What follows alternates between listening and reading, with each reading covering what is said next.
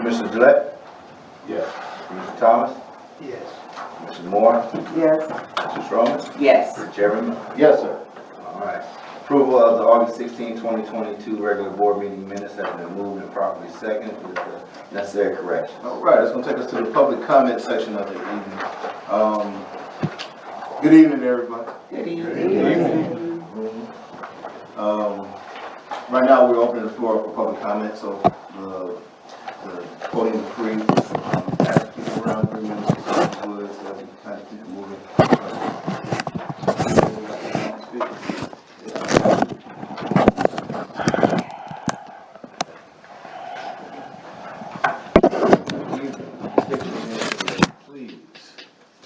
D. Scott of District 1, Parkside Estates.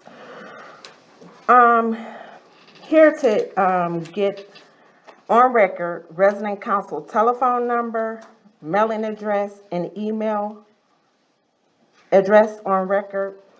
A reminder, I attended the August 23rd meeting with resident council and Evonne Moore, which is the resident council president, Evonne Moore, which is the resident commissioner, Evonne Moore, which is the vice chair commissioner, stated to me on August 23rd that I would get a reply from my complaint from August 8th and August 10th by 3 weeks.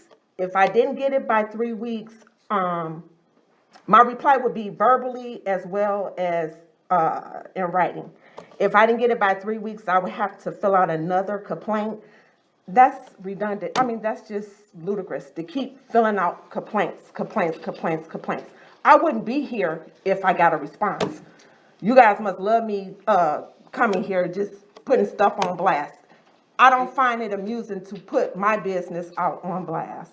Only thing I asked for was a response. Mr. Chairman, I call for the order. This is not something that should be discussed here. I also We have a complaint against the resident council. excuse me, I'm still talking. Do we have the police? How can you assume I'm just talking about resident council?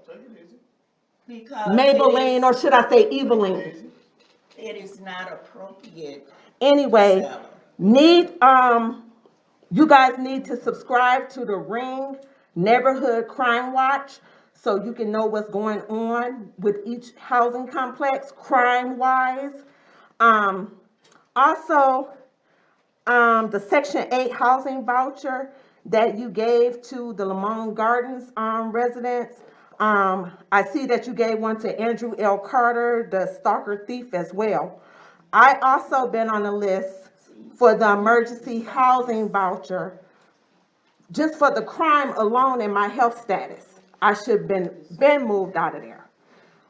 In conclusion, my next step would be to contact and reach out to the Civil Rights Division, as well as the Michigan Fair Housing, as well as news journalists.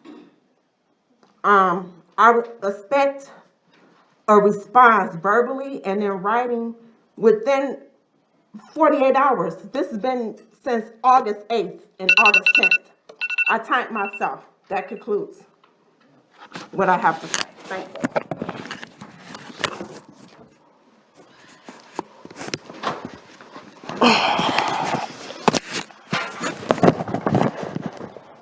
I don't see opportunity.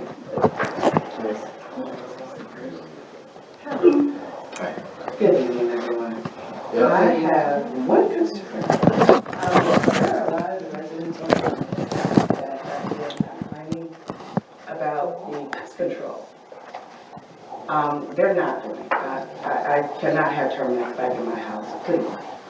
They're tracking stuff in my house and others, and then they're leaving gates to bait things to come in my house. I would rather you get somebody else for the lawn gardens, please. As far as pest control is concerned. And as far as the security, I believe you guys have something in the works for that. But I will be reaching back out to you about that and talk to you on a later date about that.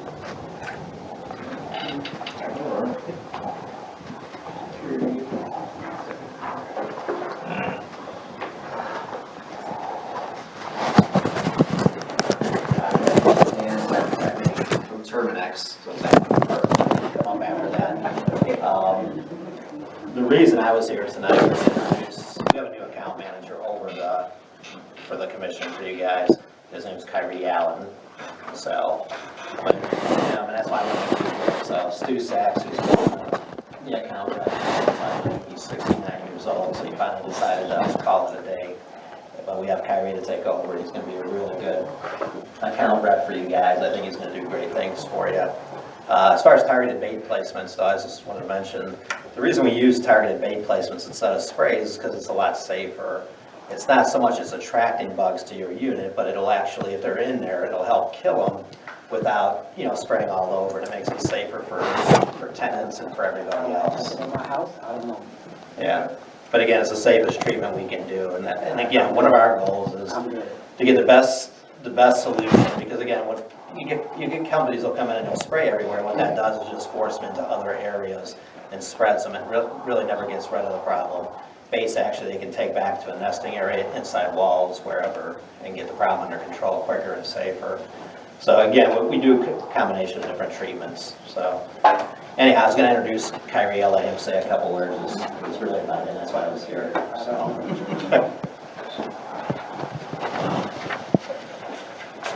Good evening, everyone. Good evening.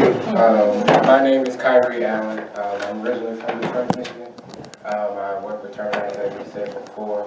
I look forward to working with and for all of you guys. I hear you guys' complaints, and I will do my best to keep you guys updated on the things that you guys need to know, and in turn improve our services to you guys. So it's a pleasure meeting you all. I look forward to working with you.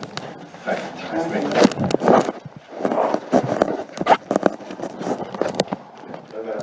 Contact number? I got it. You got the contact number? Yes. Okay. All right. We'll do that. Is there anybody else have anything to public comment? I'm not sure if the board wants any of my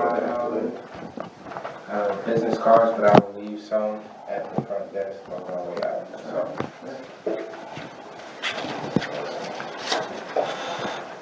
All right, if not, yeah, we got, you on the phone? Yeah, but let's do that. Are you gonna do this first? Right.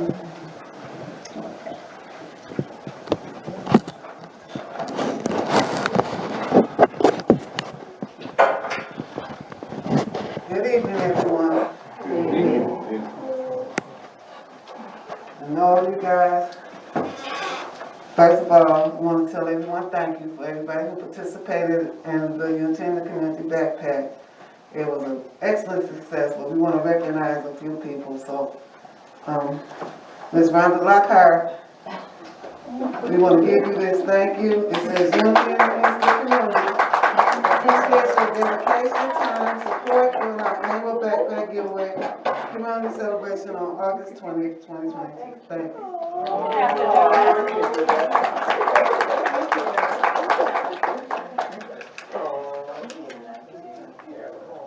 Also, Miss Charlotte Coachman. She was there. She was make sure that we let her know we appreciate her. Even though the wind was blowing everything off the table. She was ready. I appreciate it. Thank you, guys. Next, we would like to, he's okay. Thank you. Next, we would like to present the certificate. It says Certificate of Appreciation, presented to Jason Blackwell for his support.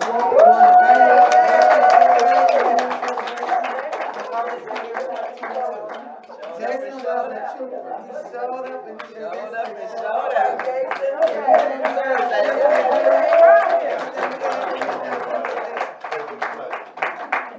was up. I told him to get there by 8. Oh, that's so nice.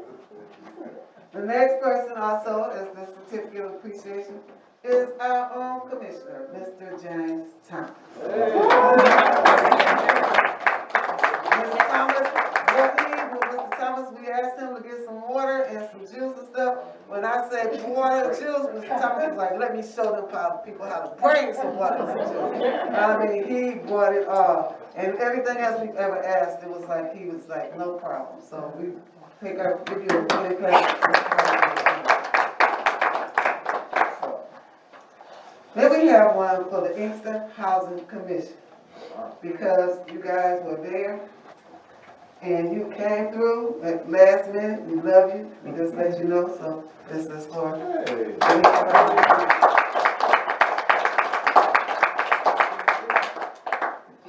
We also have a certificate for HUD because they came. They asked us what did we need for them to participate in and for them to donate. We told them bounce house. They came through. So we want to let them know that we in Inkster appreciate everything that they do for us. So,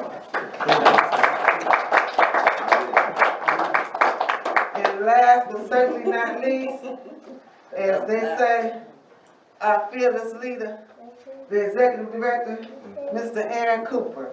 Now, when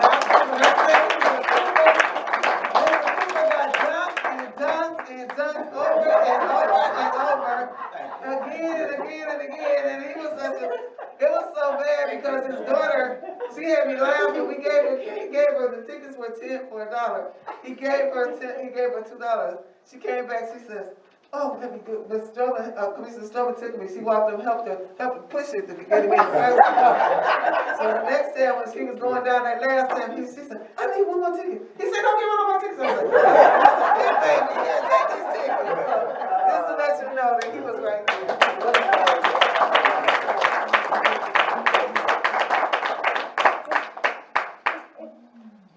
I'm not gonna stand up, but this is for Tamika. Yes, Tamika. Leaving us. And that is from the commissioners as well as Unity.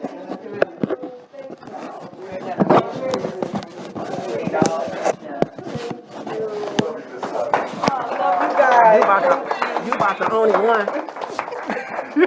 Only one.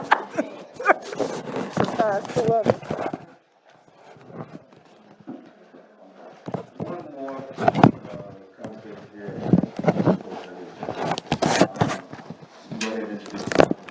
Oh, yeah. So for the audience and for the board, we have a representative from My Eagle. Mr. Les has been graciously invited himself, I should say. No, I'm just joking. He asked if he could come speak. I think the board is aware that we're going to be embarking on an endeavor when it comes to Radon.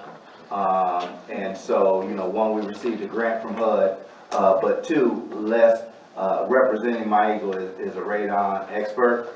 And I was able to find him in a search and build a relationship. And it's someone that I really think that we could really utilize as we go on to educate the residents and educate ourselves. And so I asked him to come to the board meeting today to take a few minutes and talk about Radon, talk about himself, his experience, and how he can come and help us.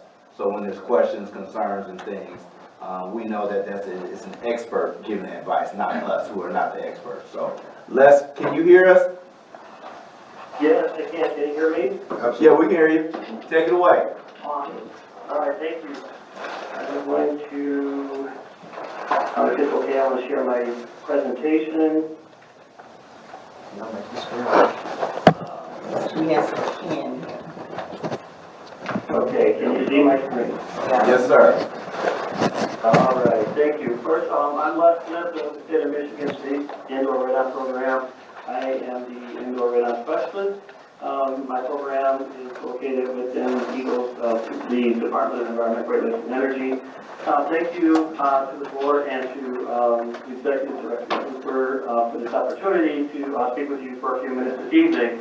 I'm just going to run through slides here about radon And just to let you know that I'm here as a resource for you here at the state of Michigan to assist you and your contractors with the radon management and mitigation work that you are about to do. My program is not regulatory, which means I don't license, regulate, or otherwise enforce radon regulations. My sole focus is on increasing radon awareness associated with the health risks associated with the indoor radon level, and to encourage people to radon. And I have a 30-second PSA, and I'm hoping that you will all be able to hear it.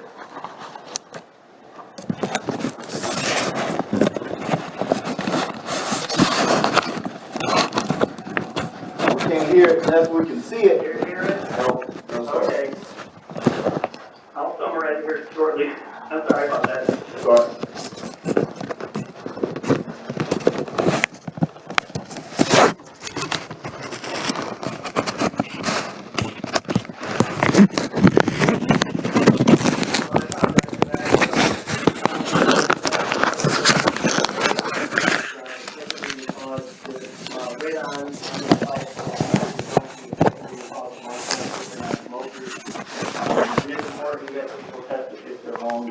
They find that they have elevated radon. Radon comes from the breakdown of uranium and radium in the soil, comes from rock in the soil. It is all over the place. It's not just in Wayne County, it's not just in Enum County, or Inkster.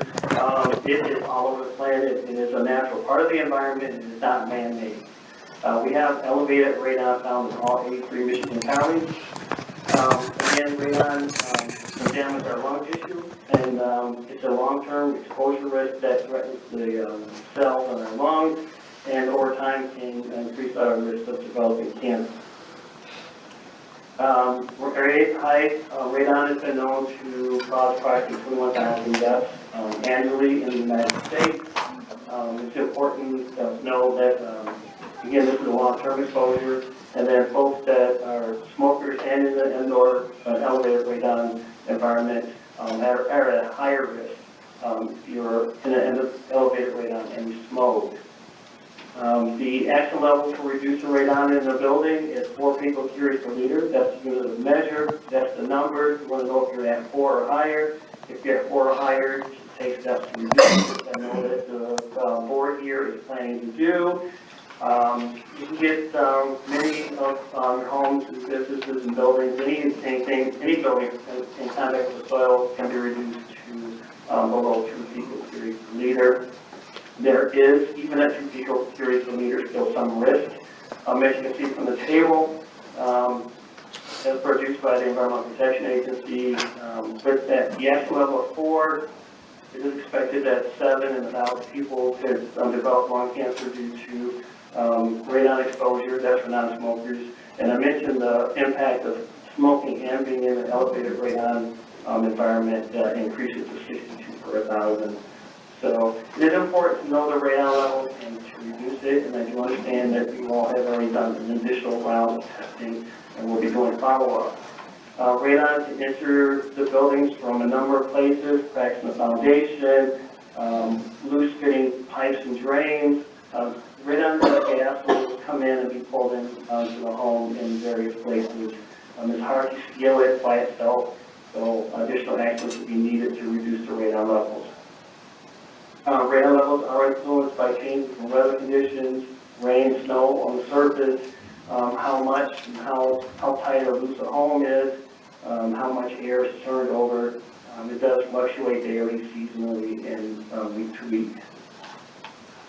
The indoor radon program has been around since the early 1990s. We have over 200,000 homeowner-initiated tests that show that all 83 counties have elevated levels of radon.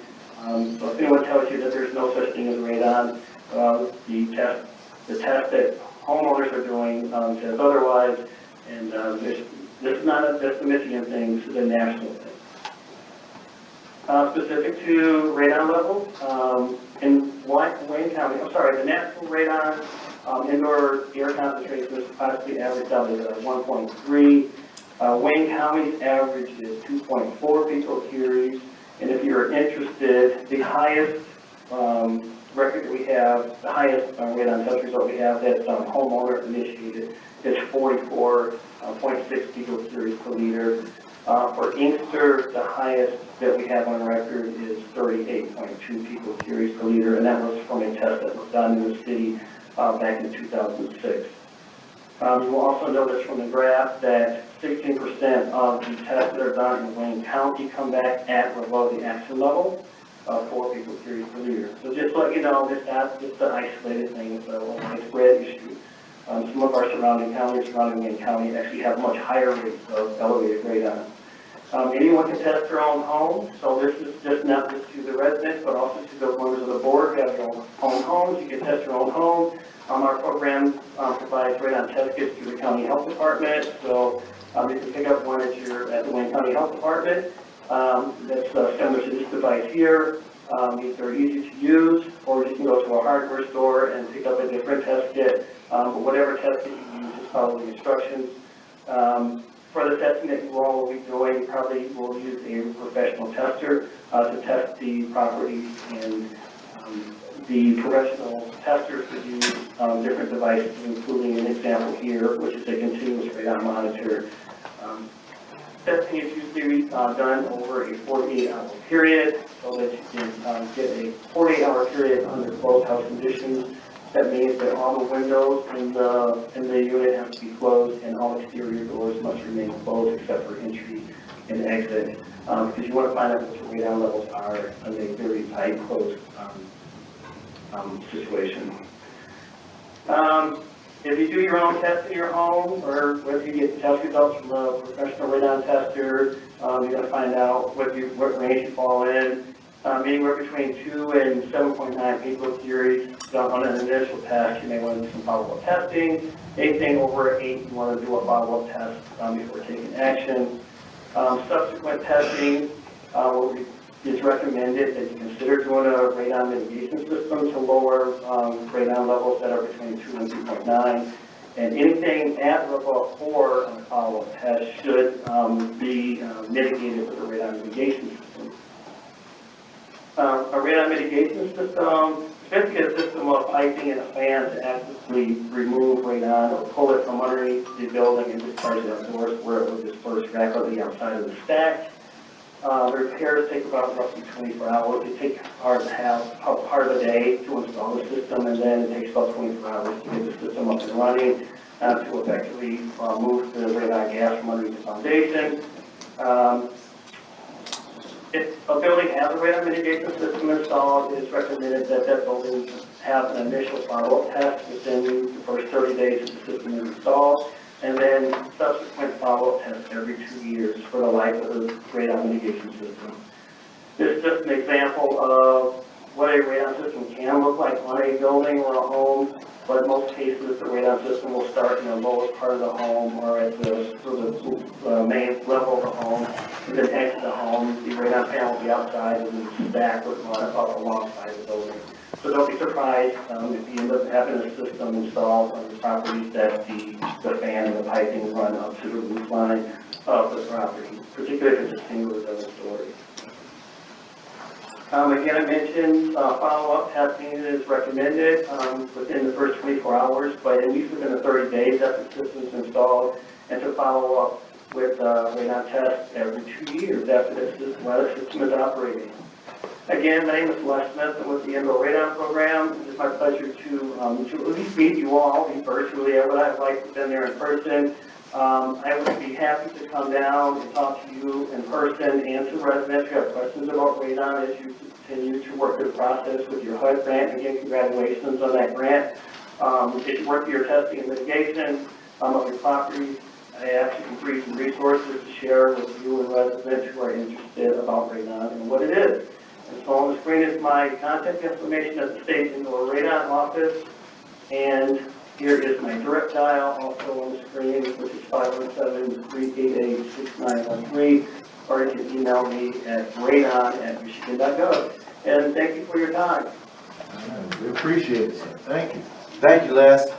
And again, we all appreciate it. And as we start to embark down this path, with Radon. We'll make sure we'll have you back.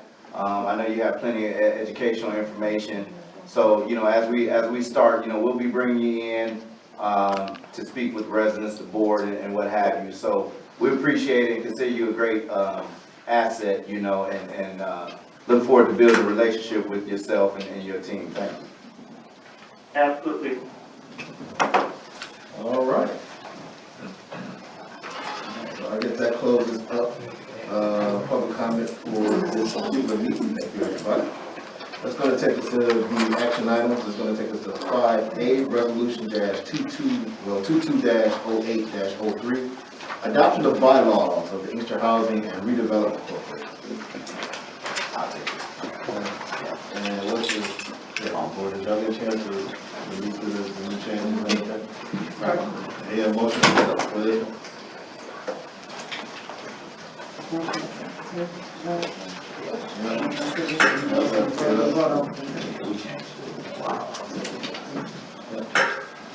I move that resolution number 220803 be brought to the table for consideration. All right, there's more. Been moved and supported. Any discussion about that? We need a roll call for that. We need a roll call. Commissioner Gillette, Commissioner move off the table. Commissioner Thomas, Yes. Commissioner Moore, Yes.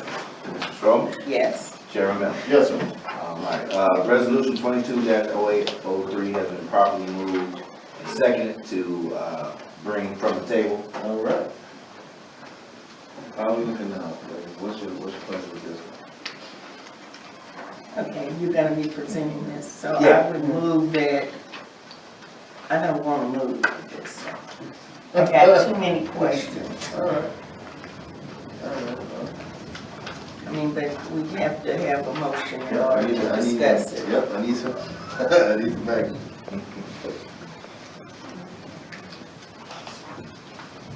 Is there a motion for this resolution? Make a motion that, resolution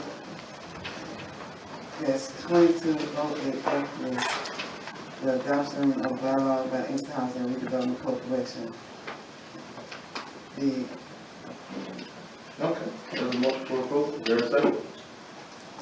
A second. It's been moved and supported. Discussion with regard to this. I have a question. All right. Treasurer? You want to ask a question first, or you want to? All right, the presentation, you just gonna tell me that this is a good move, right? Well, I was just gonna say, based on the board's feedback last time, we changed officers, that's all. That's where I got my question. But no, in other words, this is just for Inkster Housing Commission.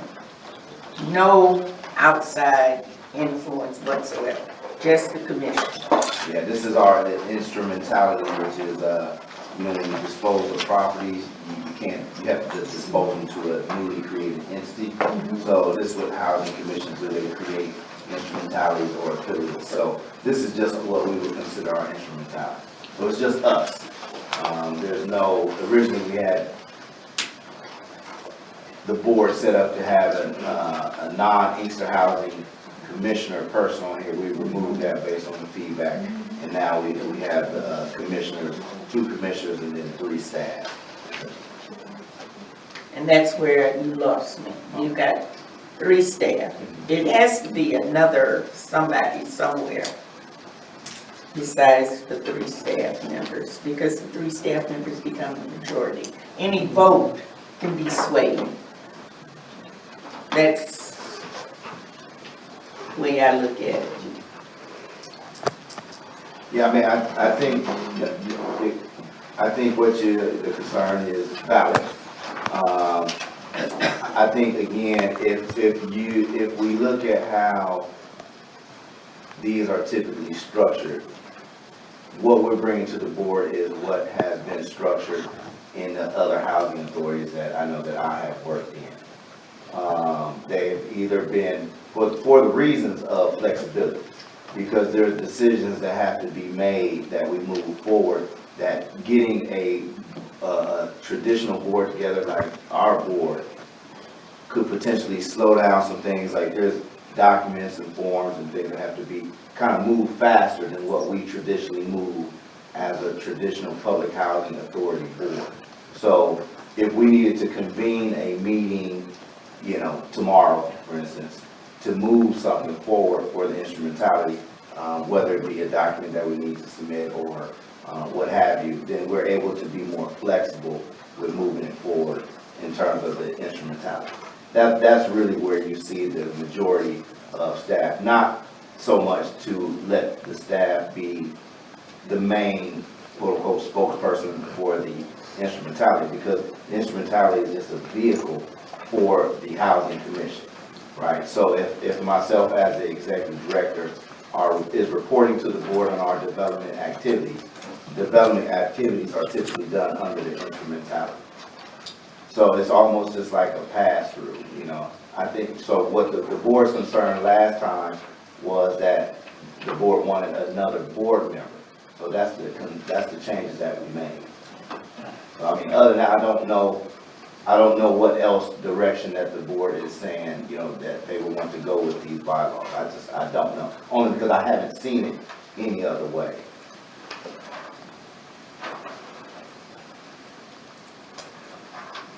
Mr. Cooper, this is Milt. May I say something? Sure.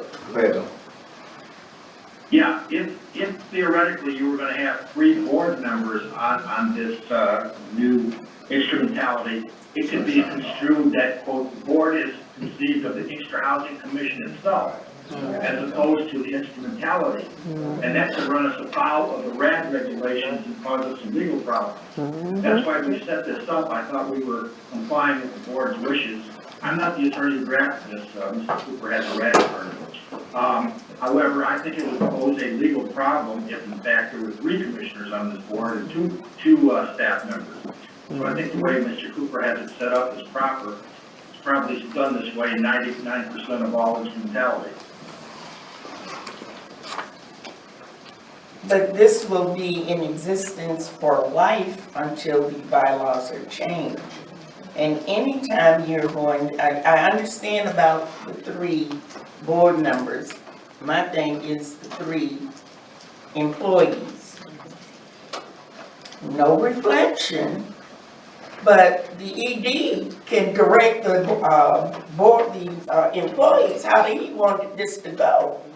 And that throws the commissioners to the wolves. See, it has to be balanced. That's all I'm saying. It just doesn't work for me. And I know we want to get this done and work done, but it just doesn't work.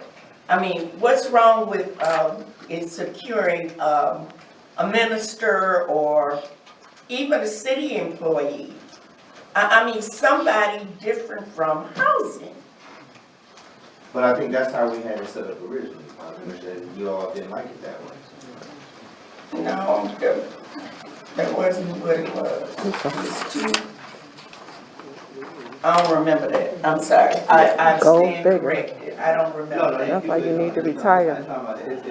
How we originally had it set up was, it was, you know, the chairman of the I board. always bring my packet from before, and I go through, and I didn't bring it this And time. always No, have that's fine. How we had it set up before, it was the chairman of the board.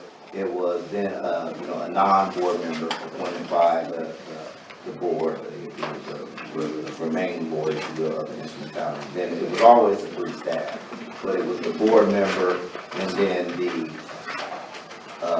at-large member, if you will. That's how it was set I'm up. still saying that needs to be here. I'm concerned about the 3 employees. So you don't want 3 employees? You want like the director, 1 input? Well, you got the 4 hours. I mean, you can ask the question. It's, I think, you know, what I was, at the valid point, I think what I would say is this to the board. If the board has an executive director that they believe is going to be doing the right thing based on our strategic plan, based on the decisions that the board makes, this board makes, then I think what I'm hearing, there's almost a fear that the majority the staff will run afoul or run amok. And what I'm saying is, I think that we have to have at least an understanding that everything that we do through this instrumentality will be discussed and funneled through the Inkster Housing Board. This is just the instrumentality that can move some things forward a little bit more flexible than this board. You see what I'm saying? But again, we still are running our development activities through this board. I guess that's where, I'm not looking at it like us versus them, and that's how I think we're. Sometimes that's how we feel. It's us versus them. Right, but what I'm saying, that's why I'm saying that as we develop this, at least I'm not looking at it that way. I'm looking at it that my board is going to direct me in terms of what they want to see carried out. The instrumentality is just the vehicle to carry that out. You see what I'm saying? I think we're looking at it, again, the concern is valid, but that's just what I'm hearing. And I don't know any other way to structure this besides then making it 7, 9 people. Then it starts to get too large, because if we add another person, we can't have 6. Then we gotta have another, then we gotta have 7. And then what happens then is the whole premise of having an instrumentality, because typically what happens is this board and the both housing authorities, it's just my experience that I worked in, the instrumentality board meets typically right before the board meeting of the general housing authority or housing commission board, because it's fairly quick. You know, there's not like the level of decisions and complexity that we have to go through here. It's usually decide on one action item and then move. So then if the board gets to the point to where it's, you know, a large number, then again, it kind of not conflicts, but it tends to make things move not as efficient and as flexible as the instrumentality can move. That's why, you know, It's supposed to be a balance of pros and cons. Because you will be voting whether you're gonna do this or not do this. Your 5 members, there has to be a neutral body. You guys are gonna have to tell me how you want this structured. Because I'm just not sure. I'm sending these things out ahead of time. I know, and I read it, and I guess I should have called, but I just, things have to, it takes time going through. This, let me go on, that part got me. Under D, it should be newly, Robert's Rules of Order newly revised. On page 4D. Newly revised, that wording? Yes, because you can go back to 1908 and do a Robert's Rules of Order, and that won't be suffice. Then you got on page 5, I got it marked out, but I'm trying to remember what this is.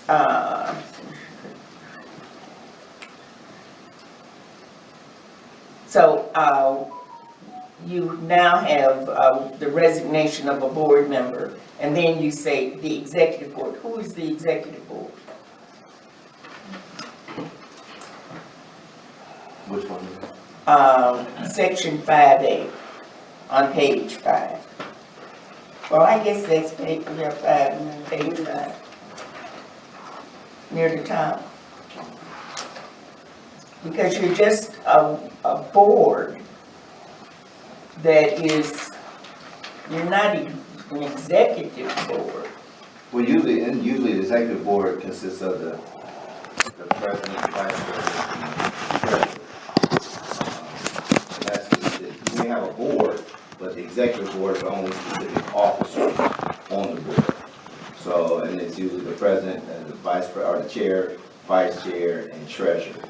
Usually make Where up you the read that at?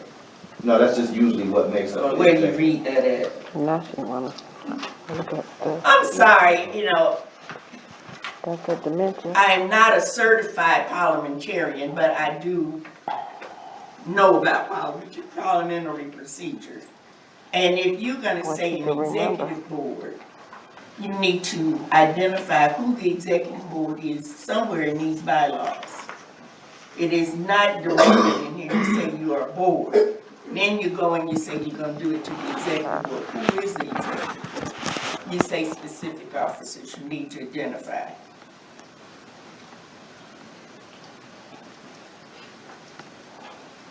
I don't know why I crossed this up, it's about the officers.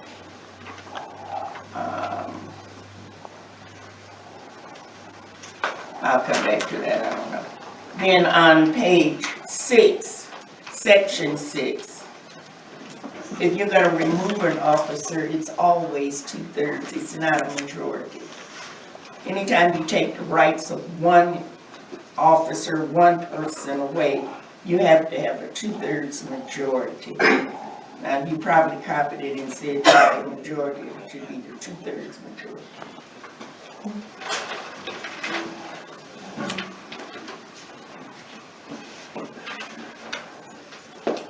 Those are my questions, and it wouldn't have done any good for me to, and then on the last page, certificate of the secretary is adopted by the Inkster Housing, shouldn't that be, what you say right over here? Redevelopment Corporation. You got development.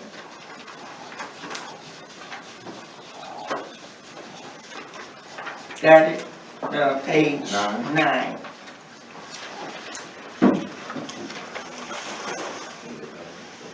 It says the bylaws of this corporation is adopted by the Inkster Housing, it should be redevelopment.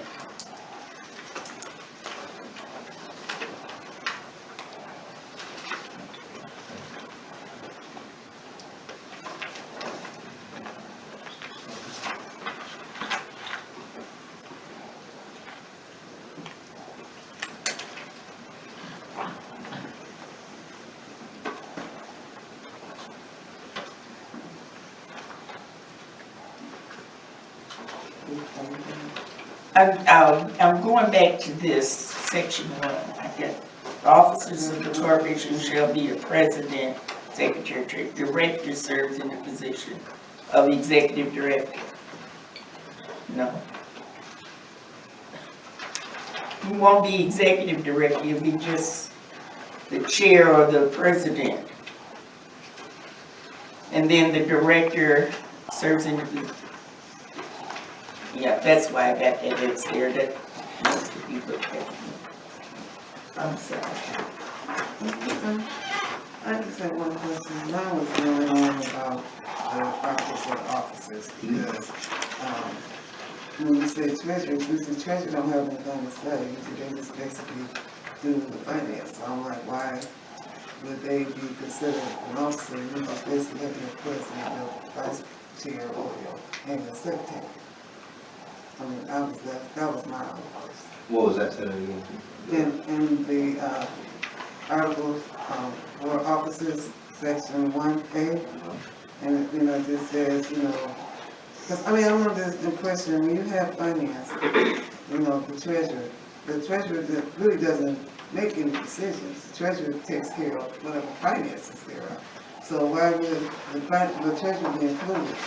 I mean, for your main officers, wouldn't it just be the president, vice chair, or there's a president, vice president, and secretary?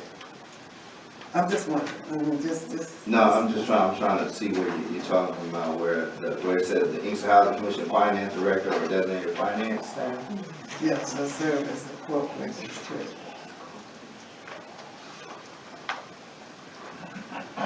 If that's gonna be part of your 3 people, your 3, staff members, then actually that wouldn't be a staff, that person would be considered staff. I'm just asking, What, are you speaking to 4A? Yeah. Is that 4A on page 5? I was saying, Page 4 at the bottom, Article Walker. yes, Is that what you're speaking to? yes. Which page? That's what I was thinking. Page 5? Yeah, page 5. I think my takeaway from this is just to explain how the dual role of the Housing Commission and the dual role that they'll be servicing the Housing Commission and this new entity. So, for example, the ED of the Housing Commission will be the president of this new corporation, and thusly, the finance director or person from the Housing Authority will be not the new treasurer of the new entity. So it's just more or less speaking to which would kind of make sense that they could do those roles because they're already in those capacities.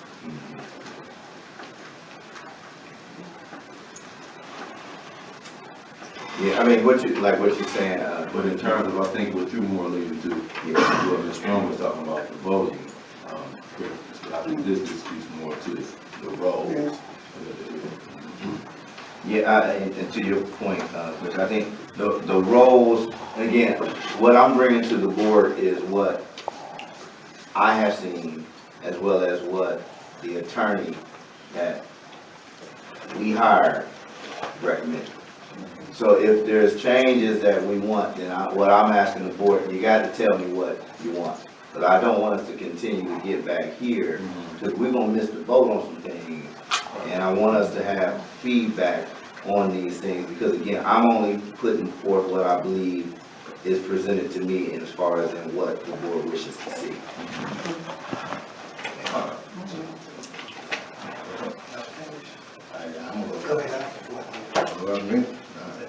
Joe?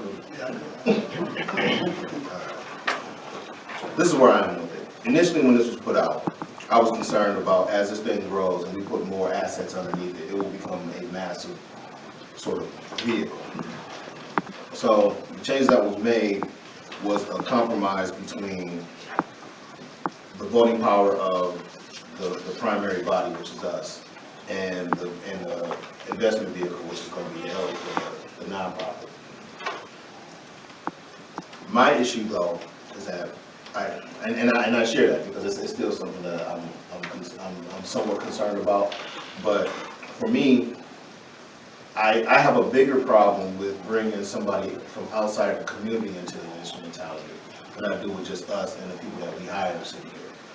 I would like for us to be able to do what we need to do and move on it, as opposed to start bringing in outside Inkster stuff to determine what it is that we're going to be doing as a swing vote for the things that we set ourselves out to do as a body. So even though I have some concerns about it as it grows, it only gets what we give it, right? So if we decide that it's starting to get too big for the bridges, or we don't like the way it's ran in the initial stages, we can start a different LLC or put another shell company, or we can do what we got to do, or we can just put the brakes on it, or we can just change it. Now, the bylaws I'm a little concerned about with it that I have is just that once this thing gets to running out the gate, we don't really have a whole lot of control and bring it back as a bylaws thing.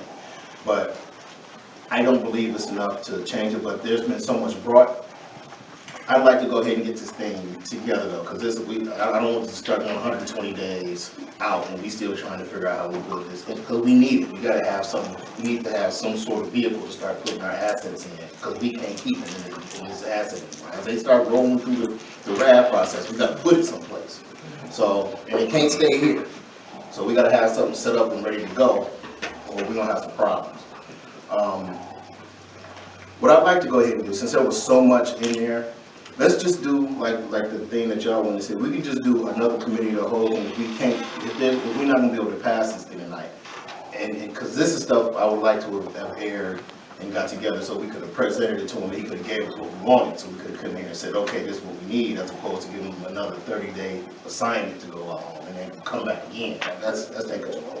So if we can't get it together today, we don't have enough votes to pass this thing as it sits, with the corrections with regard to the officers and stuff, but we got issues with that. Let's just set another date and very quick, like in the next week or so, we can all get together, let everybody know we're coming. We're just gonna work on this and get this thing done so we can be finished with. Oh, go ahead, bro. I am. Just some of the things I was thinking as we was discussing this. The executive director was speaking about the purpose of this, so we'd be in a position to be able to make decisions, you know, when they come up immediately. When you think about it, you would think this commission should be able to do that. You know, I think that people, when they was appointed to these offices, that's what they was entrusted to make the decisions that's on the best interest of the city of Inkster and the housing. And if the commission's not able to do it, then people shouldn't be on this commission. If you can't be able to make decisions, if something comes down the pipeline that requires a 72-hour decision to be made, the commission should be able to do that and make that decision when it comes to the best interest of the people in this community. So that's just one thought we need to think about. And when we talk about creating another entity to make important decisions that's going to affect the development and change of the community. You know, the commission has to be proactive, can't react. Right? You have to be proactive, be able to make quick decisions sometimes and come down the pipeline. So that's just one of my thoughts as I was thinking. Again, we were entrusted to be able to make those decisions and be able to make them promptly. And if we're not able to do that, then people need to step off the commission. That's just a thought we need to think about. You know, how we present it. Do we think we owe it to the residents to present this before we create a whole other entity that they don't know that's coming down the pipeline? Should we present it to the city council? Should we present it to the mayor's office? Should we present it to the people? And if, you know, my thing is, if we create that, what is the purpose of having a community? Let me say this, because I know that as we grow, because we're transforming from what we were to what we're about to be about. The traditional entity of what we have been and what Inkster Housing has been since the 60s is gone. So we have to begin to transition ourselves into the new hotness, basically. So we're going to become, we was this, Section 9, Section 8, vouchers, subsidized housing, that's what we are. HUD said, y'all can forget that. That's no longer you. Y'all need to be here. Now, what y'all want to be when y'all go from here to here, HUD got a thing that we want, that they want us to become, right? We need to put our spin on it to be like, listen, we got people that we trying to protect, people we trying to take care of. So we can't stay here, but we got to become something else. The something else is partially this instrumentality. So once we start deciding if we want to support, like my beautiful dream is that we're going to start to be developers for black and brown communities out here, protect our people, build communities for our folks to keep them safe, keep them happy, keep them housed, do some economic development for our people. But we can't do that as the Inkster Housing Commission. It's against the law typically for the most part. They won't let us do it. So we need to have some sort of new vehicle, LLC, C Corp, some kind of vehicle that we can use in order to do stuff. The instrumentality is the first part of that. So we can start, like when we do the RAD can't stand Inkster Housing. You need to have something somewhere to put this building in. Like once the towers get done, can't stay here. It's got to go someplace. But we don't have an entity built, so we can't move it. So we have to build these entities so we can put these properties in, because they're no longer part under the ACOP and stuff. If I could, Chairman, so Commissioner, what you're saying is absolutely, everybody's saying the correct thing. The only reason we even have to do this is because when we go to dispose or convert property to RAD, HUD does not let you give it to yourself. This is just a front. Seriously, HUD said, hey, you housing authorities, everybody that wants to do any type of redevelopment, RAD, demo, dispo, whatever, you have to create an entity that will hold these properties. They don't let us do it. So to your point, and again, I think where you were going is like, why are we even doing this? Again, and I could be way off base. Why are we even creating something with a new name that all folks know is that logo up there, and then we come around with a new name? Well, this new name is really a formality. It makes you do. We have to do this if we're going to redevelopment. But to your second point is what I'm expressing to the board. I understand the concern that an entity may have this number of staff and this number of board members.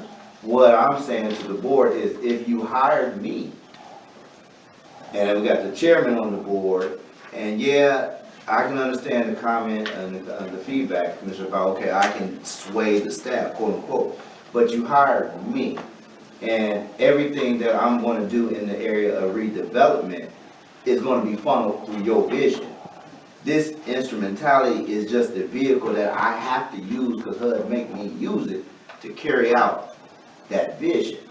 You see what I'm saying? That's the only thing that I'm going with it in turn. I understand about the, the staff, but if you hire an executive director that you have confidence in, there are many things that me and the staff could be doing that you have no idea right now. We know that. No, I'm serious. You have no idea right now. But you have hired me and I have hired competent staff. Again, that any decision we make in these instrumentality board meetings are going to be because the board say we want this to be the end result of this development or the end result of this development. This is just a vehicle to move it. So I'm just expressing it because your point is exactly correct, Commissioner Thomas. I mean, we will at some point in time have to go out, and we don't necessarily have to go tell the city council, the mayor, or the rest. Yeah, Inkster Housing Redevelopment Corporation owns, Denby Terrace. They don't understand what that means. They just see Inkster Housing. Because Inkster Housing is going to always be that entity over that, right? So I wouldn't even go out and to confuse folks. Yeah, the Inkster Housing Redevelopment Corporation now owns your property. They see you. They see me. They see the staff. And all they see is Inkster Housing. You see, this is just really merely a vehicle that they make you do these instrumentalities or affiliate. It's either or.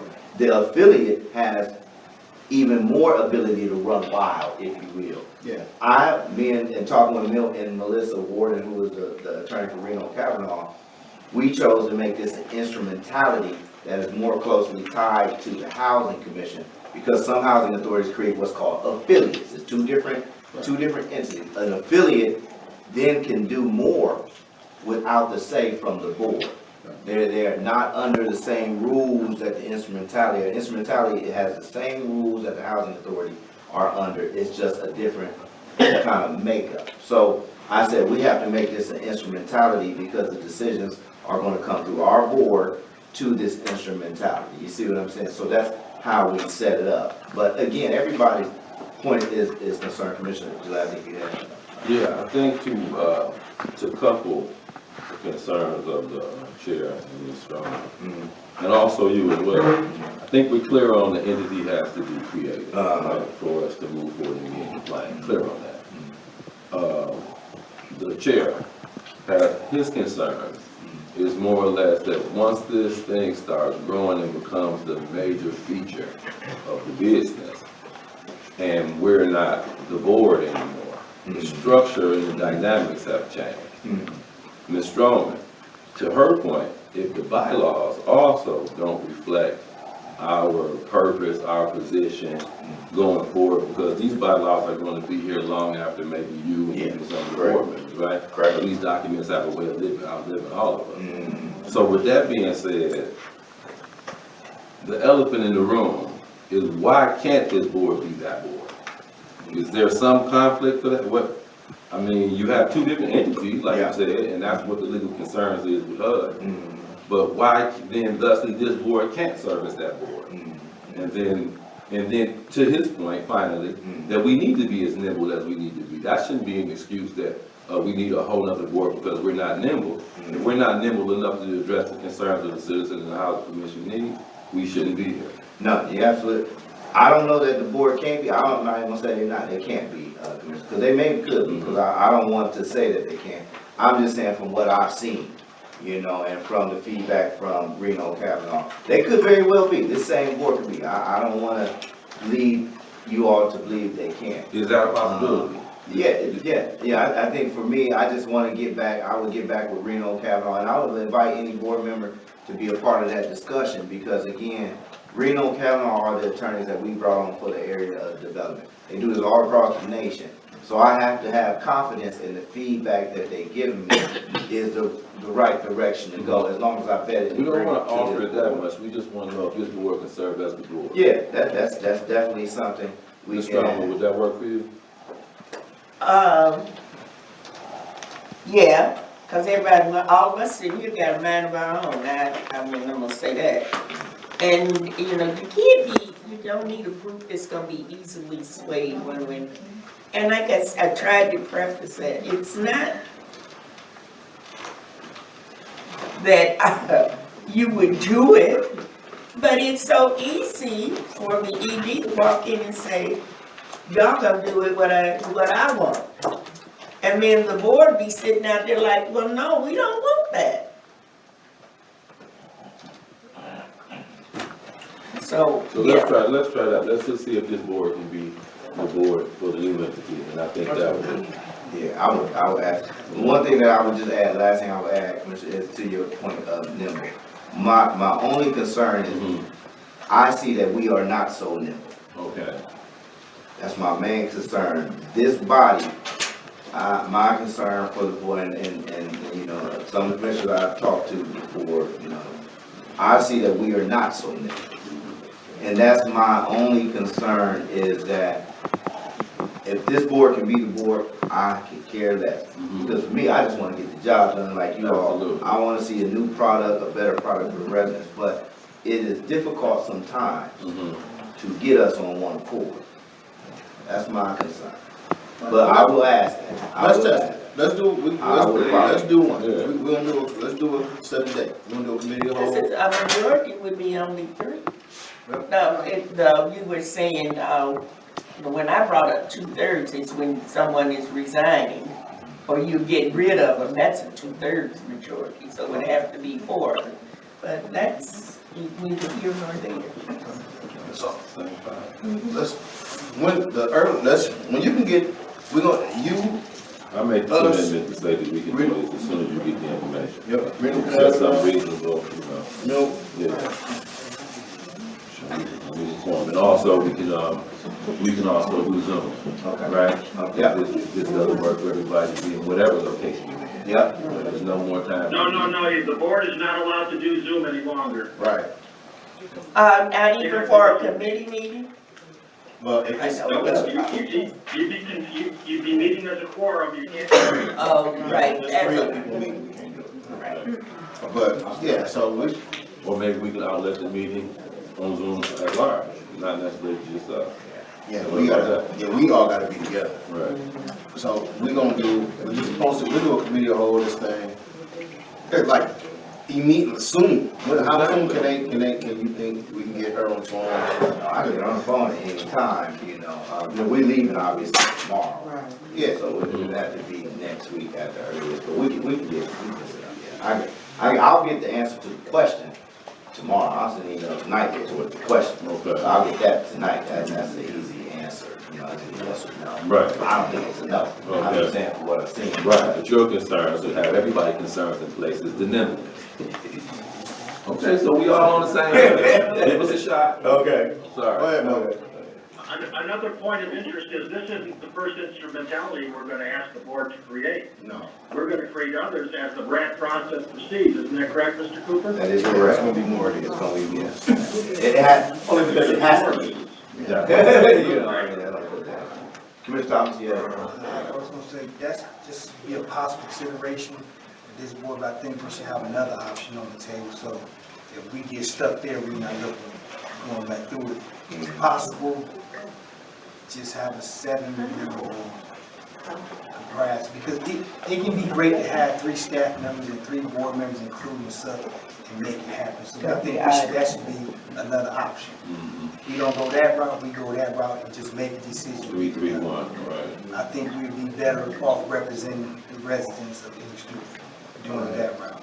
if they do 3, yeah, then we have the it'll same. end up being a We have to 7-member be the board. same. Yeah, the problem is It's you're gonna gonna be the have a same quorum rules. on that board. We'll have a quorum of this body, will be on that board, then we gotta let everybody in, we can't just knock stuff out, we gotta make sure everybody comes to the room again, Okay, see got it. what's going on. Well, we would have to do public hearing anyway, I mean, we would have to do public hearing anyway. Okay. Right, Bill? It's public, it don't matter if Yeah. it's 2 board members, Inkster Housing board members, or 3, it's still public hearing, right? Yeah, the public hearing and the public is invited and proceed under the Michigan Open Meetings Act. For 2? No, for 3. No, the next board, the instrumentality would be subject to the provisions of the Open Meetings Act. Right, cause we got 3 of our members on that board. Right? No, it would be No, even regardless. if it, Regardless, it's already written. the way it's how. It's in the bylaw. Now, 3 staff members and 2 board members, they'd be subject to the provisions of the Open Meetings Act. Why? They have to have a public meeting. Public You know meeting. what I'm saying? It's a non-profit. Okay, but it's not a, we sit on nonprofit boards, we don't have all the Inkster reports in our meeting. I don't understand why that would But be. it- And the instrumentality of the Housing Commission. Okay. Alright, y'all know better than I do, it just doesn't make sense. I'm like, okay. But this is Alright, so we, alright, so let's just set up, we need to set something, so we can move this to, you know, I need a motion, I like to get a motion, move this to committee, and then we can set a committee date, and we can sit down and get this thing hashed out. Well, There's a motion for committee, I need a second. Alright, it's been moved and supported. Any questions with regard to it? I need a vote to move this to committee. Commissioner Gillette, Yes. Commissioner Thomas, Yes. Commissioner Moore, Yes.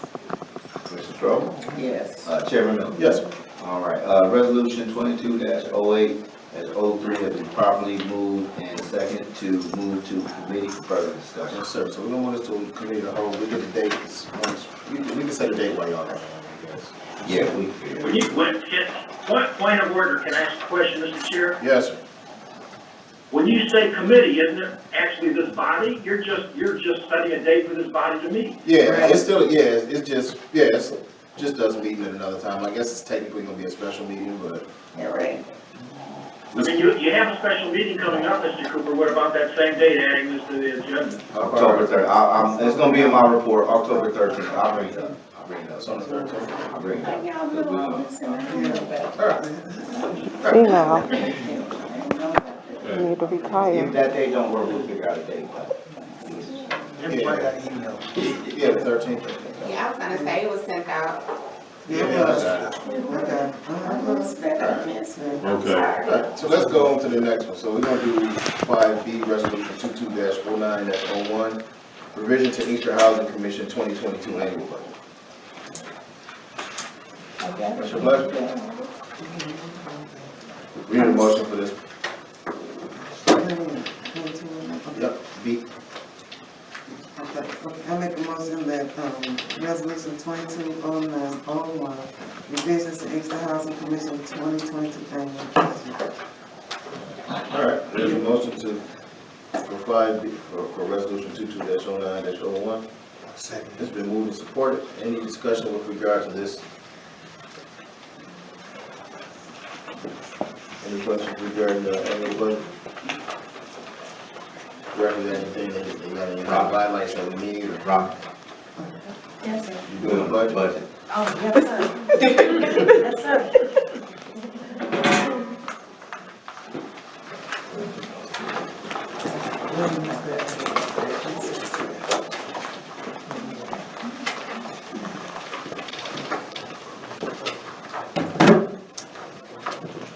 Good evening. Good evening. Budget highlights. Right, we have a resolution to approve a amendment to our annual budget. That would be, if you look at your packet, I believe it starts on page 26 through 33.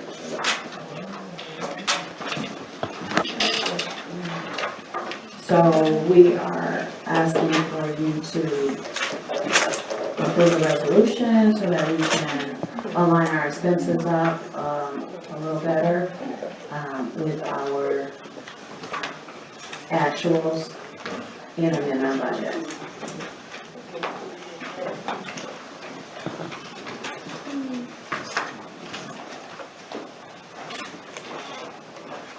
You wanna point out anything that's, The one thing that I will point out, is that we added, capital funds for 2021 and 2022. We added, those dollar amounts to our budget, our revenue. We also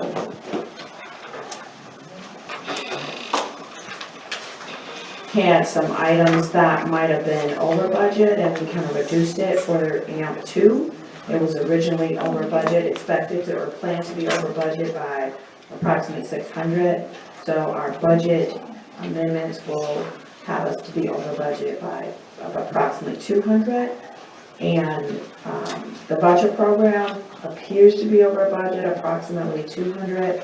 But there are some adjustments that we need to make in cleaning that up. There's some things that need to be reallocated so that isn't a true reflection of what those numbers will be. But we can go in and make another amendment or adjustment once that cleanup is completed. So what we do, Yes, sir. what we did, board, is typically you get midway through the year, you look at your expenses, you look at your revenue, and then you say, okay, was our original budget on target, was it not?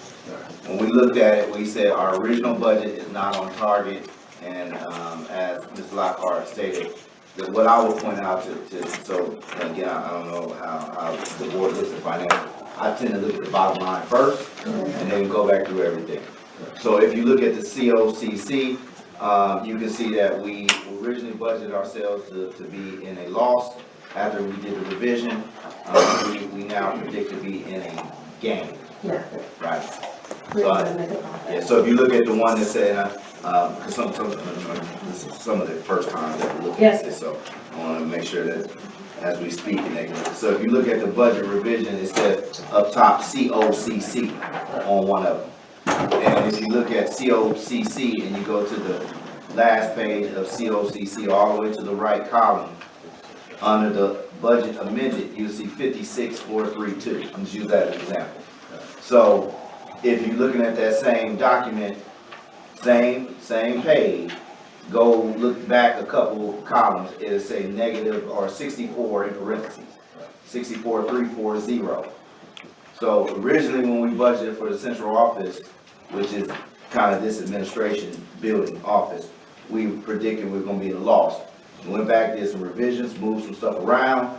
Now we're looking at being at a gain. So that's the whole gist of doing a budget revision. To say, okay, did we miss the boat on some things? Did the utility rates go up that we didn't catch? You know, did we spend more in cutting grass that we predicted? So then we go back and try to, what's the word to use, around true up or right size? That's right. Right size where we're at. So that's what we're bringing to the board. We're just letting the board know that we did a revision to give you a better accurate picture of the current today finances than 7 months ago, 8 months ago when we did a budget and we had an idea.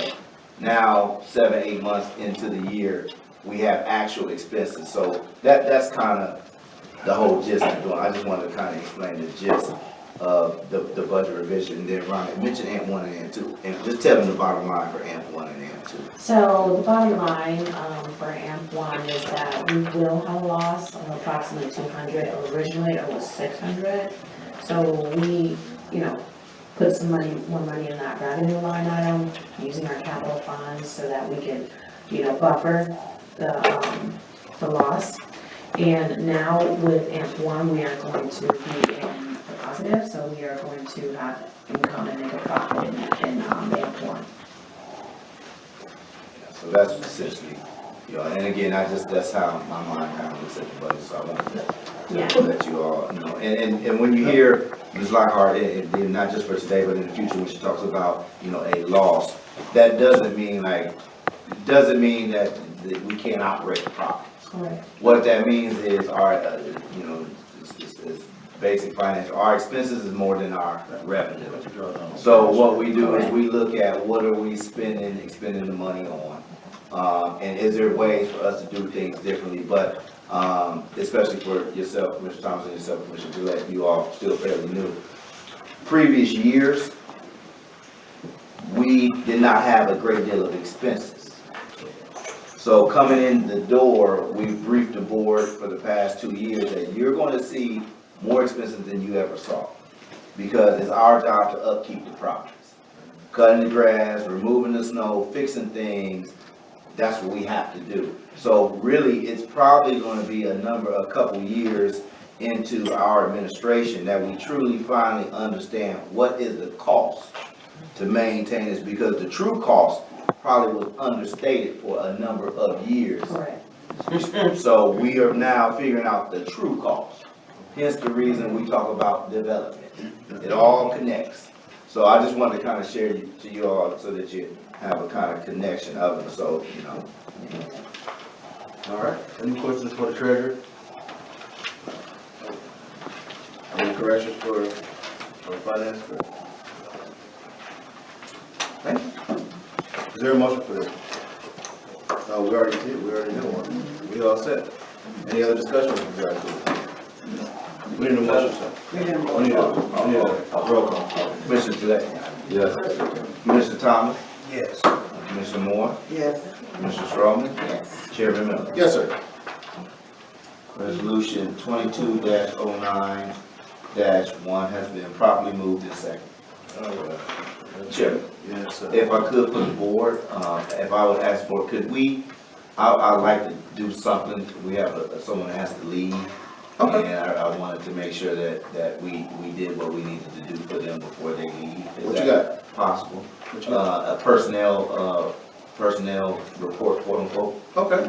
Is that okay? Down in the, okay. In the consent report? Yes.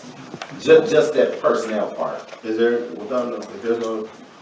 There's no objection, but I must go back. You did not get a motion. You did not, it was not moved and supported. For this For moment? 220901. Yeah, we did. I did. She did. I did, I made a motion. And who seconded? So that? Yep. I didn't hear. That dementia. Moore, Thomas. Yes. Same old. Did you hear? You're not gonna say, see? She didn't hear it either. You didn't hear it. You didn't hear Willie. Yeah, we good.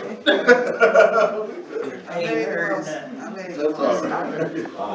All right. Sheena, come on, Am I doing my whole report or just a part? just do that part. Okay. Just do the part. So. Go ahead. I have my guest of honor. Oh, yes,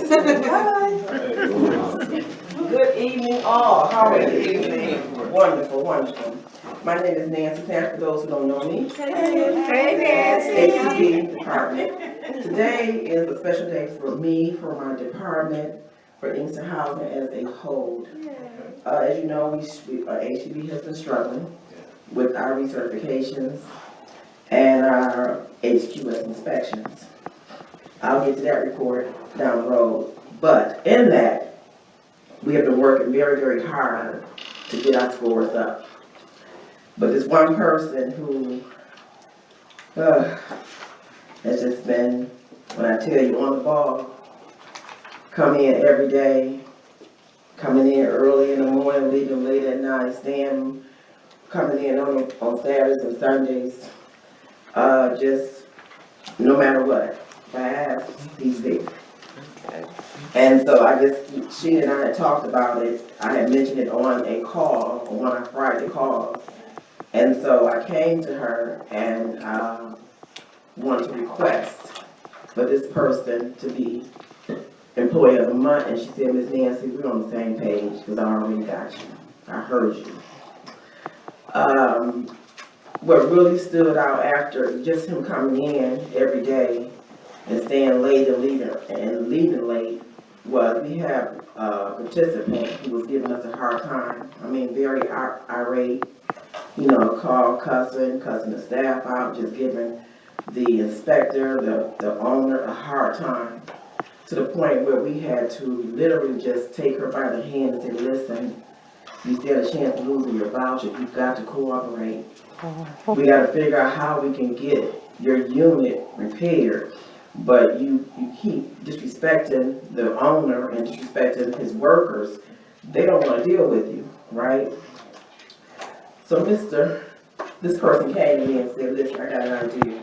I said, what's that? I talked to the landlord, I talked to the repairman, and they said they're willing to go in and do the work, but you gotta get rid of that tenant. She can't be in that house. I said, well, how are you gonna do that? He said, you know, I'm gonna come in and work early Saturday, but I'm gonna spend some time when I'm gonna get out the unit. I'm gonna take a breakfast. Give her some time, to cool off, get away, and allow them to go in and do the repairs. He did just that. But while he's at the restaurant, he said, her son called and said, hey, can you bring me a carry-out? And he did. And I just say, you know, sometimes, you know, even when you think that things are not going well, or people are not doing what they're supposed to do, you sometimes don't know what we endure during the day, okay? And we do go that extra mile from time to time. I just wanted to present, I know he's probably like, oh my God, I can't believe you did it, but Mr. Howard, can you please come forward? Yes, sir.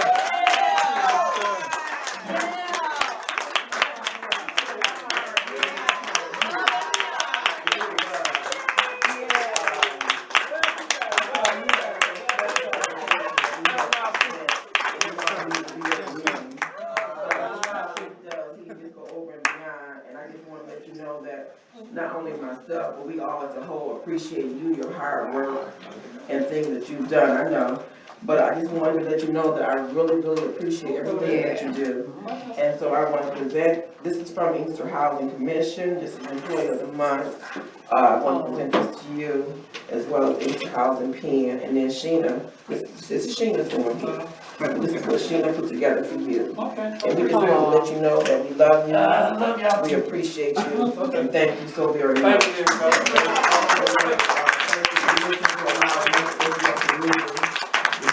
Thank you. He has to leave, he has to get home. And so I just thank you for allowing us to interrupt the meeting just for this special moment. Thank you all. Thank you. Thank you.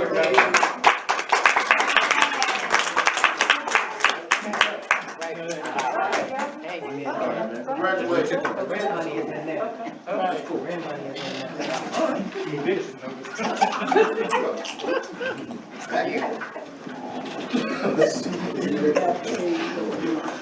So we got, that'll bring us to resolution 22-09-02, authorization to enter into a contract with Advanced Environment Management AEM Group, LLC for radon mitigation services.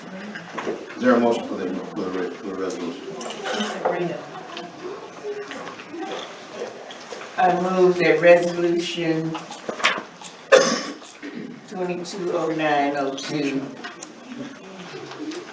authorization to enter into a contract with Advanced Environment Management for the radon mitigation service be approved. All right, approval of the resolution. Moved and supported. Is there any discussion with regard to this particular resolution from the board? People have come to the podium, if the board doesn't have any questions. Commissioners left. So most likely, yeah, they voted here.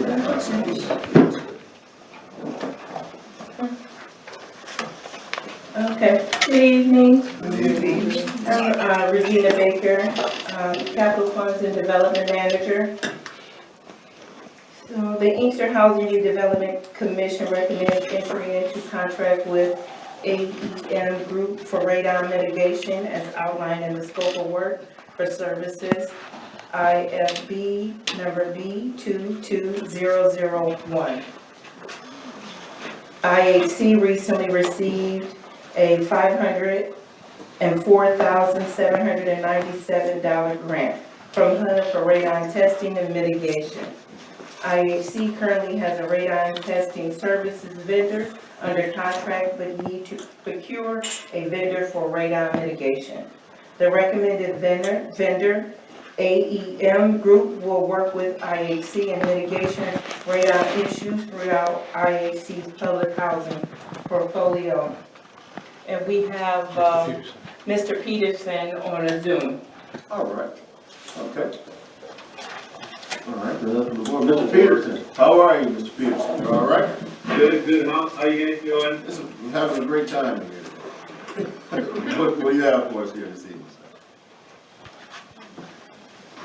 Mind I'd introducing like this? to, you know, Go ahead. sorry, go ahead. I mean, we just introduce your group a little bit, give us a little information about the organization. Yeah, I've been, doing radon mitigation 20 years, in the state of Michigan. I've done it, across the country. As a company, we value providing the best service to the client. We address any of the client's concerns or complaints. We would gladly spend time with the homeowner of the house that we're working on to answer any questions they have on the radon mitigation process and try to educate them best we can with the radon process.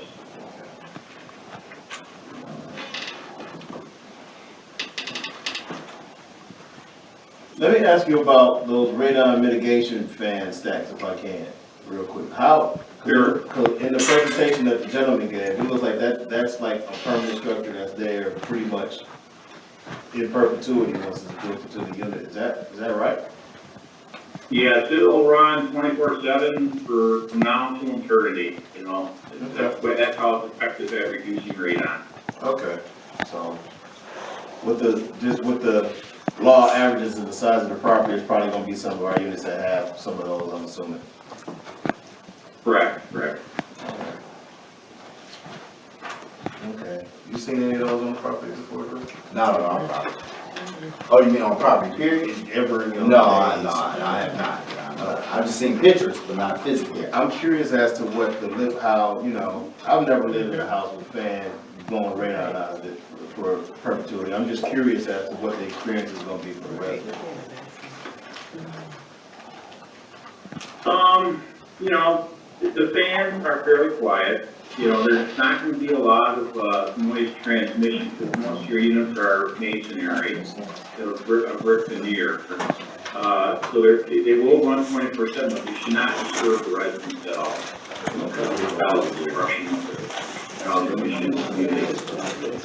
Okay, and about where is it gonna be generally located? Like, is this? It will be on the back or side wall of the unit, towards the back. Okay. And from what I saw, it's pretty much ground to rooftop? Yeah, the basement. Correct. The fan will be mounted about 2-3 feet off the ground. It's an inline fan. The vent piping will run up the wall and clear the roof line. Okay. All right, and like, when it comes to maintenance or something like that over time, is that something that's built in the contract? We have issues, you come out, help expand, or anything? Yeah, we are, per the contract, we do offer a 5-year warranty to fix anything within that 5-year period under warranty. We will be generating an O&M plan that will be the responsibility of your maintenance to check the systems. We'll agree to a term of inspection, maybe every 2 weeks or a month, but they will have to be inspected for proper operation. Okay, you said 5, so after 5 years of this in perpetuity device, like what is the kind of, what's like maintenance cost or something like that? The main thing is the fans last about 10 years. And it's about $200 to $250 to replace the fans. And fans will probably, they usually last 10 years. So every 10 years you probably have to replace the fan. Okay. I think I'm up. Any questions from the board for the contract?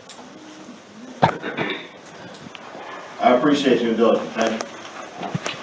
Okay. We appreciate you, that was a good first report, I appreciate that, that's the first one. Hey. All right. Any other discussion? I'm just thinking about the 5-year warranty. Yeah. And then you saying that our maintenance staff be responsible to take care of any repairs prior to that. So our maintenance staff will have to be trained on that. That's typical. I mean, you know, they say things are supposed to last 10 years, you know, they don't. Yeah, it's gonna be in the budget item. Yeah, I know it's gotta be a new budget item, but you know, still, it's only 5-year warranty. If I might add, Director Cooper and myself are in a meeting today for the grant that we have been awarded. There is a budgetary item in there for training, Okay. so we can get our staff trained. What about extended warranty? That seems to be something that's It's not Right. gonna be a grant. No, I mean, just in the negotiation, is it possible? I mean, we had discussed, I mean, we have not, what we're doing is just bringing a resolution to move forward, but I don't know about the warranty of the product or anything. Okay. I mean, that'd be something we can ask when previously. Fair enough. So we're making a profit on the grant, right? Not necessarily profit, it's covering expenses. Yeah, but it's almost $100,000 cheaper. Mm. You're not spending all of it. Now, the grant is also salaries and stuff like that. This is just the project, hard expenses for them to do the mitigation. But we got other stuff with the grant. You know, training, salary, stuff like that, that's not a part of that. So there's administration costs and training costs that's part of That's 3 years. 3 years. So it's covering, yes, so it's covering salaries and things like that for 3 years. So we were fortunate enough to get that permitted when we built that in too. So what you're saying, yes and no. That's just the hard cost. They're charging us this amount. Correct. Okay. Any other discussion? All right, get a motion, please. Yeah, can you get a roll call? Commissioner Gillette? Yes. Oh, no, Commissioner Thomas had his hand up, I'm sorry. That's cool. That's right. Okay. Commissioner Thomas? Yes. Commissioner Moore?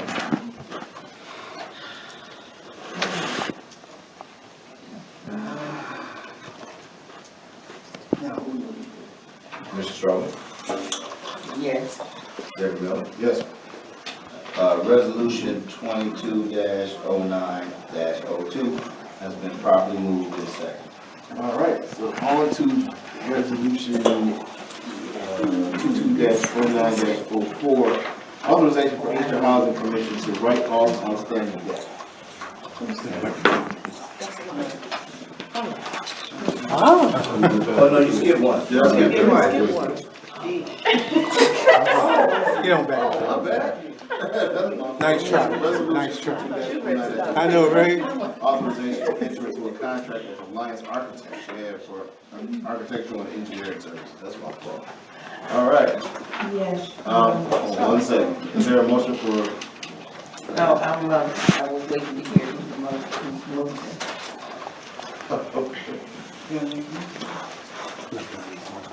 we had a motion for this, for resolution 22-09-03? I move resolution number 220903, is that the one I'm on? Yes, ma'am. Authorization to enter into a contract with Alliance Architect for architectural and engineering services. Yeah, I got a question.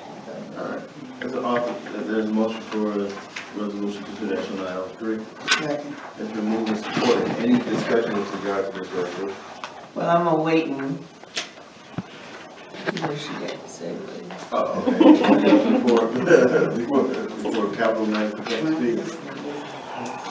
Okay. That's my question, maybe answer. Go ahead. Inkster Housing Commission recently procured services for architectural and engineering services as who is the current vendor is in the final contract period. The recommended vendor, Alliance Architects, will be involved in a number of ventures with Inkster Housing Commission, including the redesign of Inkster Housing offices and working with Inkster Housing and assessing its public housing portfolio as part of the anticipated vacant unit renovation initiatives. Alliance Architects also will assist Inkster Housing Commission in development and construction related scopes of work and vetting prospective vendors that may be involved in the vacant unit renovations. And we have Mark LeBlanc on the Zoom.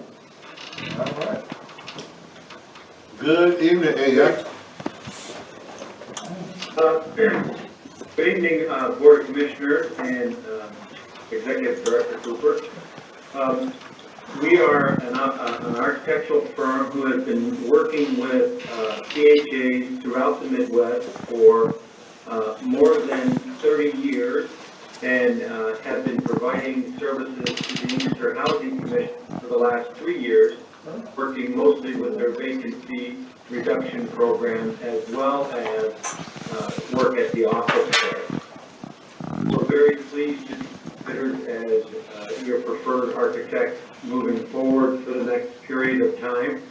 And I'm here to answer any questions that you might have. Okay. Good. You heard any answers? Okay. So, I don't even know how to phrase this, but he's going to go in and redesign, or what? If I can, please. Help me.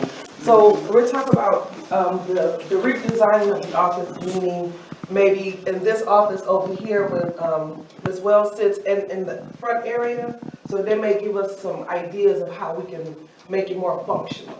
Because the bubble area, well, we call it the bubble area, is not a functional place right now. So he's gonna come in and show us some different ideas, and Ms. Wells gave him some ideas as well. So they're gonna help us with that.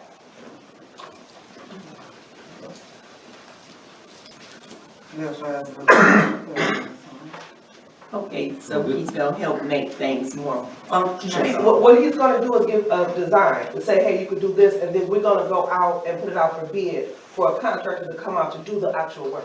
So there, the architect is gonna actually set it up. Yeah. No, because when I read it, it sounds like they were gonna go, it said office space, but I went to units. We also gonna do units as well. So, because you guys know what we have out here as far as our vacant units, and we wanna go out here to make sure that when the contractor is going out here to give us a scope of work, that we're not cheating them, they're not cheating us. So they're going out there to give us an idea of how much it will cost to do a scope of work. What is light, what is moderate, what's the other one? Light, moderate, and severe. So they'll give us, and I've been working closely with Mark Burrell from their team to create the scope of work for the items that we encounter, so that we're fair when we reach out and post a solicitation for contractors to come, as well as they do implement the Section 3, that process. So we are also working to get residents on board, so that when we get to that phase of the project, we're able to have a list, and Alliance Architect is knowledgeable in this space as well. So you all set? Good. And yeah, and I did read it, it says vacant unit renovation, so you're gonna try to update or? Basically, having to do this week, at least a unit out. So there would be more available Yes, absolutely. units. Yes. Why didn't y'all just say that? I'm sorry. We Instead gotta make of it going bigger. all around the bush. I'm straightforward. Right. Give it to me like, but when I read it, I'm like, all this money for what? Okay, I got it. Thank you. All set? Commissioner Gillette. Yeah, I wanted to speak to that too, as it said that it anticipated vacant unit renovation. So, as it relates to unit renovation, as I understand it, you're saying that they'll do the estimate so that we can create the scope of work? They're gonna create the scope of work. Well, they're gonna do that from estimating the process of like what it all takes to get it done. Absolutely. Right, okay. So it's not an anticipation thing, it's something that they definitely are going to do? Yes. Okay. They also, for the board, they are architects and engineers. So we bring them in a whole host of situations. We have a fire, they'll come in and not just do a typical unit renovation scope work. They may have to go through a whole rebuild, quote unquote, depending on how big the fire is or the magnitude. And I think Ms. Sutton mentioned we'll bring them in if we're looking at doing renovations in the office space. So for instance, the new financial office, the end result is from their design. So they created the design, which then the contractor was bid to come in and do the work. They may also work with us when it comes to like our electrical grid. So we know we have some electrical issues. They may not be electricians, but they may come in and then look at the design of the grid, right? So we utilize architects and engineers for a whole host of issues. Like another example would be Twin Towers. So our patio is now closed. Right. So it was my understanding that somebody a long time ago came in and said the patio shouldn't be open for structural reasons. So we would bring them in and have them, because we don't know that. And no, I wouldn't want to touch things like that. We would bring them in to be able to look at the design, look at blueprints, and determine what needs to happen with that patio. So there's a whole host of reasons where we would need an architect and engineer. So, and that's just the name of, I'm just giving you an example, the name of a few. So the electricity that housing owns, they gonna look at that and Fix that grid. They're not gonna fix it. They're just gonna look at it. They're not gonna fix it. We could bring DT in, we could bring in, then, it would be a meeting of several folks, and at a time. But I'm just using an example of some of the things that they can do as architect and engineer. I'm gonna go back to when the little boy was, didn't die, he got electrocuted, and DTE, it was all Inkster housing, it had nothing to do with, DTE. Yeah, So we really need to look at that. Yes, please. Yeah, because we own them, so, yeah. And they are aged now. One more question before they leave, please. Yes. And it also says they will be responsible for the vetting perspective of the vendors. So does that mean they're gonna totally handle the procurement of the process? So we have to, I'll go answer ahead. that. No, they will not handle the entire process. I'll just give you a recent example.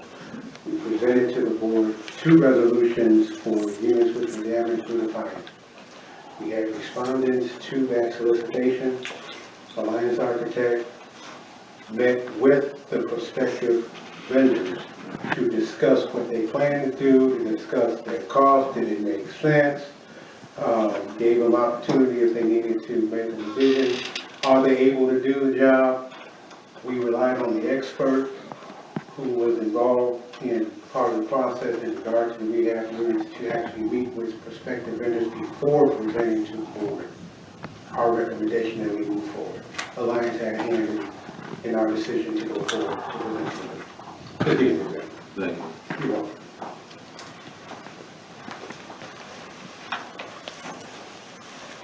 Anything else, bro? Okay. All right, anything else from anybody else? All right. Thank you. Thank you. All right. All right, good roll call. Commissioner Gillette? Yes. Commissioner Thomas? Yes. Commissioner Moore? Yes, if they're gonna fix my grid up.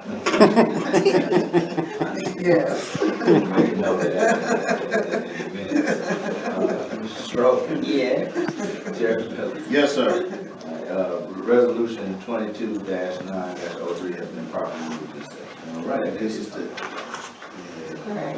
5E, Resolution 220904, authorization for Inkster Housing Commission to write off outstanding debt. What's the pleasure? I move resolution 220904, authorization for Inkster Housing Commission to write off outstanding debts in the amount of You want me to tell them now? $61,000. There's support for the motion. It's been moved and supported. Any discussion with regard to debt write-off? Questions?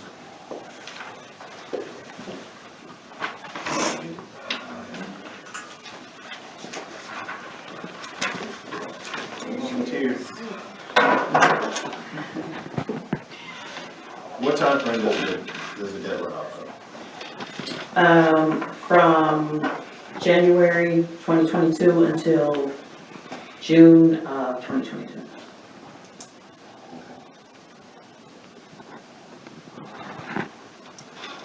I have a question. Yes, ma'am. Are we reporting this to what is it? Yes, Credit ma'am. Bureau. National Credit Bureau Service, yes, ma'am. Okay. Yeah, so even though we write it off, we still go after them for collections. Okay. So, And they still come in and pay as well. mhm, We've had quite a few residents come in to pay off their balances. mhm. But I remember back in the day, you explained why we do the write-off, so we get rid. It's sitting on our books, so it's making our revenue, bigger. Our TARS report, is going to be adjusted to the point where our TARS number will go down. So that's something that we wanna do. We don't want it just to sit on our books, okay? So that's why we do that, but we still go after them for collection, so. It's not just free money, it's not just a write-off, right? TAR, tenant age. I'm sorry, tenant age. Tenant Tenant age receivable. Right. We use a lot of acronyms, so we gotta make sure it's for everybody. We gotta- That's at the back of the package, so when you start looking at the back of the report. All acronyms are right. Yeah. Oh, the TARS report, you'll see your TARS report at the back of the package, okay? So what that just lets you know is the tenants.